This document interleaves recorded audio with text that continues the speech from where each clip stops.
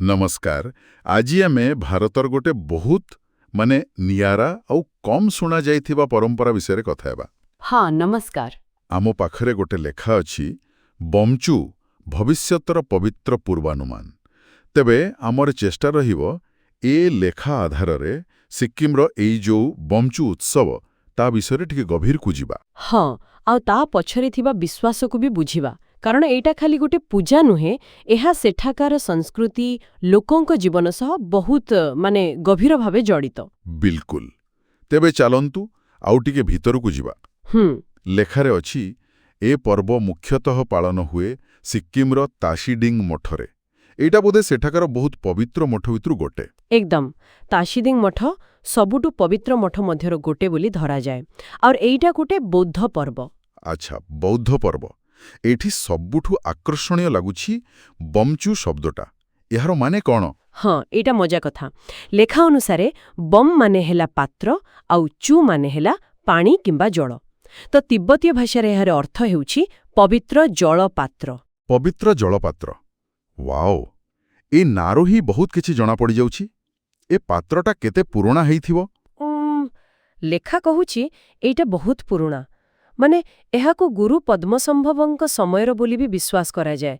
सहजरे एहाको देखिबाकू मिलेनी। ओहो, केवल एही पर्वरे?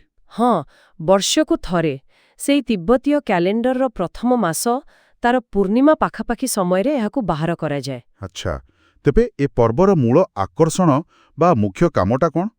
लेखारे अछि पात्र खोला जाए। काहीकि? एइठी तो अछि प्रकृत रहस्य। माने ए पवित्र पात्र भितरे थिबा पानी तार स्तर आउ अवस्था को देखिकी आगामी वर्षटा केमिति जीव। आगामी वर्ष पूरा सिक्किम पाई? हाँ, समग्र सिक्किम एपरिके बेले बेले पूरा दुनिया पाई भी पूर्वानुमान करा जाए बोली विश्वास अछि। एइटा देखिबाकू बहुत लोक आसंती। खाली सिक्किम नुहे आखपाख देशरु भी। बा पानीर स्तररु भविष्यत कथा। एटा केमिति काम करे? माने केमिति जणा पड़े? कोउ स्तर कोन कहे? लेखारे ए विषय रे किछिटा लेखा अछि। जेमिति कि जदि पात्र पानी रे पूरा भर्ती अछि तेबे भल। माने शांति, समृद्धि, भल फसल ए सबुर संकेत। अच्छा, आउ जदि कम थाए? जदि पानी स्तर कमी जाइछि ताले अनावृष्टि बा रोग किंबा किछि अशांतिर आशंका करा जाए। आउ जदि माने पानीटा टिके गोलिया दिसिला बा किछि अपरिष्कार देखागला तेबे सेइटाकू संघर्ष बा किछि विपदर सूचना बोली धरा जाए। ये तो बहुत आश्चर्य लागुछि। गोटे पात्ररे थिबा पानीर स्तर आउ अवस्था सेटा गोटे पूरा अंचलर भाग्य केमिति माने केमिति एते प्रभाव पकई पारे लोकंक मनरे। निश्चय। आउ एइटा खाली गोटे भविष्यवाणी हेई रहेनी। एहा लोकंक मनोबल उपरे प्रभाव पकाए। एमिति कि कृषि संबंधी किछि निष्पत्ति रे भी एहार प्रभाव रहे। सेमाने मानसिक स्तररे प्रस्तुत होंती। हाँ, बुझी होउछि। जेतेबेले पात्र खोला जाए सेतेबेले माहौल केमती थाए? बहुत गंभीर आउ श्रद्धापूर्ण वातावरण।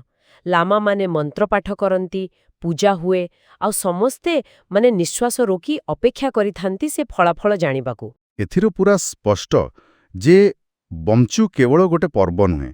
एहा सिक्किमर लोकमानकर आस्था, परंपरा आउ भविष्यत सह बहुत गभीर भावे जोड़ी ही रहिछि। एकदम ताशीडिंग मठर एई बौद्ध परंपरा पवित्र जड़पात्र माध्यमरे आगामी वर्ष पाई एक प्रकार दिग्दर्शन दिए बोली सेमाने विश्वास करंती। आउ एमितिका सांस्कृतिक परंपरा ही गोटे जागार परिचय को बंचेई रखे।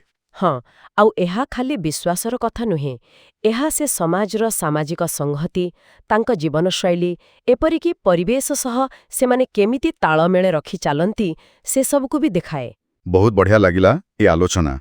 भारत भितरे एमिति केते जे अजणा कथा अजणा परंपरा रहिछि जहा विषय जानिले आश्चर्य लागे। एहा हमकु गोटे कथा भाबिबाकू बाध्य करुछि जी। हाँ, जे केमिति एहीपरि गोटे परंपरा जेउठी पवित्रता आउ भविष्यवाणी मिसी रहिछि ताहा वर्ष वर्ष धरी गोटे संप्रदायर सामूहिक चिंताधारा, तांकर आशा, तांक आशंका आउ पूरा दुनिया को देखिबार तांक नजरिया को केमिति गढ़ी पारे। एहार प्रभाव प्रकृतरे केते गभीर होई पारे सेटा चिंता करिबा कथा। बिल्कुल। एकदम।